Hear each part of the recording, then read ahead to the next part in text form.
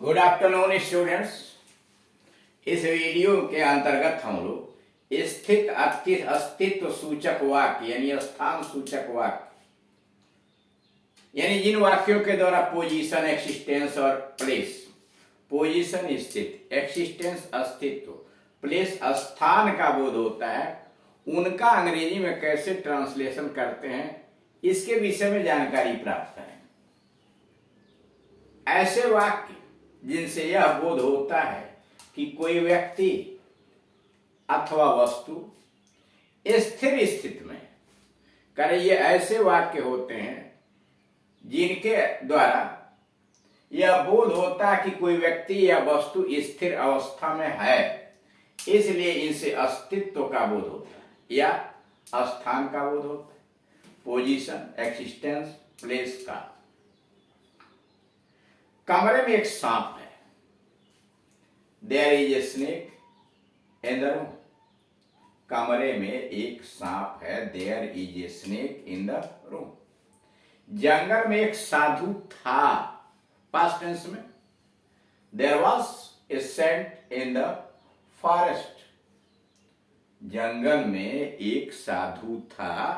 There was a saint in the front. Saint साधु।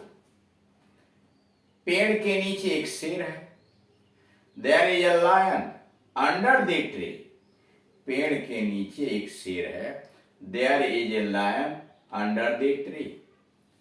उसके सिर के ऊपर एक बंदूक है। उसके सिर के ऊपर एक बंदूक है। There is a gun over his head.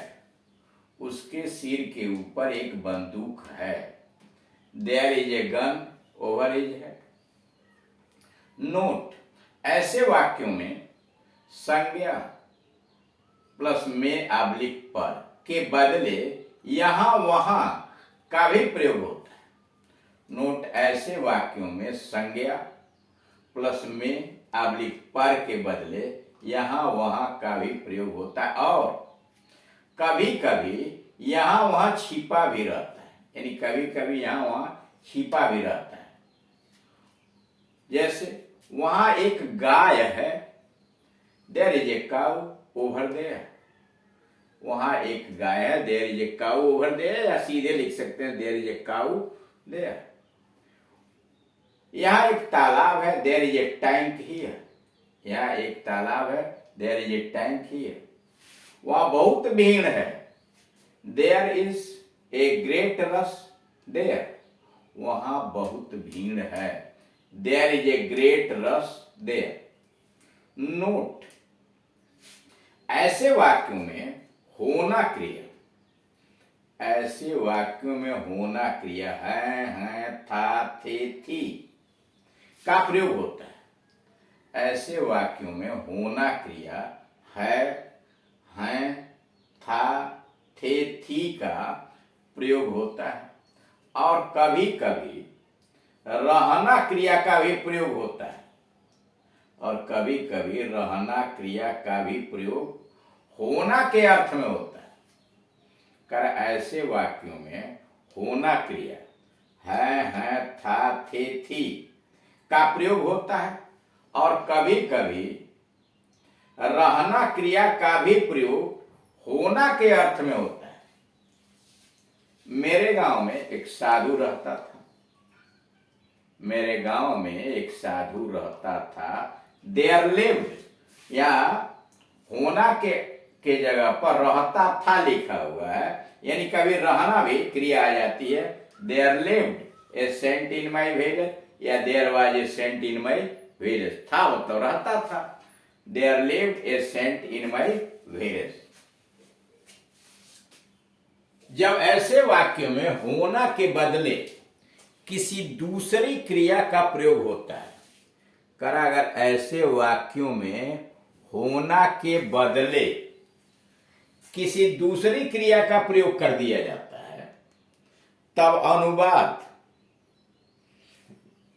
There में, अनुवाद में देयर नहीं आता। जब ऐसी वाक्यों के अंतर्गत होना के बदले किसी दूसरी क्रिया का प्रयोग किया जाता है, या होता है, तब अनुवाद में देर नहीं आता। जैसे मैदान में लड़के खेल रहे हैं, अब यहां खेलना आ गया तो boys are playing in the field. मैदान में लड़के खेल रहे हैं, boys are playing in the field. इसमें देख रहे हैं क्रिया दूसरी है, होना के अर्थ में क्रिया नहीं आई। मैदान में लड़के हैं, अब यहाँ है होने वाले में बी से बना हुआ है, तो there are boys in the field. इसमें देर नहीं लगा, लेकिन इसमें देर लगा, मैदान में लड़के हैं। जब संज्ञा प्लस में अवलिक पर आदि के बाद निश्चित संज्ञा सर्वनाम डेफिनेट नाउन प्रोनाउन आता है, तब अनुवाद में देर नहीं आता। कह रहा जब संज्ञा प्लस में या पर आदि के बाद निश्चित संज्ञा या सर्वनाम डेफिनेट नाउन या प्रोनाउन आता है, तब अनुवाद में देयर का प्रयोग नहीं आता। घर में एक लड़का है, there is a boy in the house, there is a boy in the house. अब यहां एक लड़का अनिश्चित संज्ञा है, ए बॉय जो है अनिश्चित संज्ञा है, इसलिए देयर से शुरू किया गया। घर में कोई नहीं है, घर में कोई है या कोई नहीं है, there is someone in the house. घर में कोई है, there is someone in the house, अथवा there is none in the house, there is none in the house. घर में राम है, Ram is in the house, Ram is in the house, या वह घर में है, he is in the house. अब यहां पर राम एक नाउन है, हे एक प्रोनाउन है, दोनों निश्चित संज्ञा ही और राम दोनों निश्चित हैं, इसलिए यहां पर देयर का प्रयोग नहीं हुआ। रूल्स देयर प्लस बी के रूप is are was were plus indefinite noun या प्रोनाउन प्लस प्रीपोजिशन या एडवर्ब प्लस नाउन। नियम कैसे बन रहा है, पहले देयर लगाइए, तब वर्ब बी के रूप is are am was were परिस्थिति के अनुसार, और तब अनिश्चित नाउन संज्ञा इनडेफिनिट नाउन या इनडेफिनिट प्रोनाउन, फिर प्रीपोजिशन अथवा एडवर्ब क्रिया विशेषण और नाउन। ऐसे वाक्य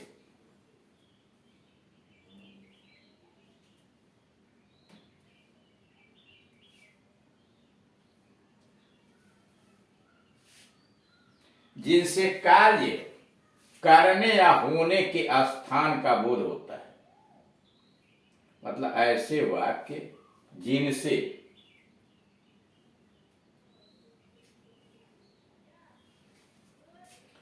कार्य करने या होने के स्थान का बोध होता है, उनका ट्रांसलेशन वह बॉम्बे में रहता है। वह कार्य करने अथवा उसके रहने के विषय में यहां जानकारी दी गई है, वह बॉम्बे में रहता है। he lives in Bombay, he lives in Bombay। वह एक कार्यालय में काम करती है, वह एक कार्यालय में काम करती है। she works in an office, she works in an office। Signal ऊपर है, सिग्नल इज अप, ऊपर अप, सिग्नल ऊपर है, सिग्नल इज अप। सिग्नल नीचे है, सिग्नल इज डाउन। सिग्नल नीचे है तो सिग्नल इज डाउन, यानी नीचे है। वह पटना में रहती है, शी लिव्स एट पटना। वह पटना में रहती है, शी लिव्स एट पटना। वह मृत्यु शैया पर है, he is at death bed। वह मृत्यु शैया पर है, he is at death bed। वह घर पर है, he is at home। वह घर पर है, he is at home। संक्षेप में आप यह जान लीजिए कि इस प्रकार के वाक्यों का ट्रांसलेशन किस प्रकार बनाया जाता है। जब दिए गए हिंदी वाक्य में मुख्य क्रिया हैं, था, थे, थी मुख्य क्रिया के रूप में आया हुआ और उसका कर्ता ठीक उसके पहले सटा हुआ आया हो, तो ऐसे वाक्यों का ट्रांसलेशन अंग्रेजी में देयर से बनाते हैं। फिर समझिए, अगर हिंदी का ऐसा कोई वाक्य है जिसमें मुख्य क्रिया के स्थान पर है, हैं, था, थे, थी आया हो और उसका कर्ता नाउन या प्रोनाउन जो भी आया हो ठीक उसके पहले सटा हुआ आया हो, तो ऐसे वाक्यों का ट्रांसलेशन देयर से बनाते हैं। जैसे कमरे में एक सांप है, ध्यान दीजिएगा, है यहां मुख्य क्रिया है और सांप उसका कर्ता है। अब ट्रांसलेशन बना क्या, there is a snake in the room. ऐसे वाक्य में जो देयर प्रयोग किया जाता है वह इंट्रोडक्टरी देयर होता है, यानी उसका कोई अर्थ नहीं होता, उसे इंट्रोडक्टरी देयर कहते हैं। जंगल में एक साधु था यहां मुख्य क्रिया हुआ और साधु उसका कर्ता ठीक उसके पहले आया हुआ है।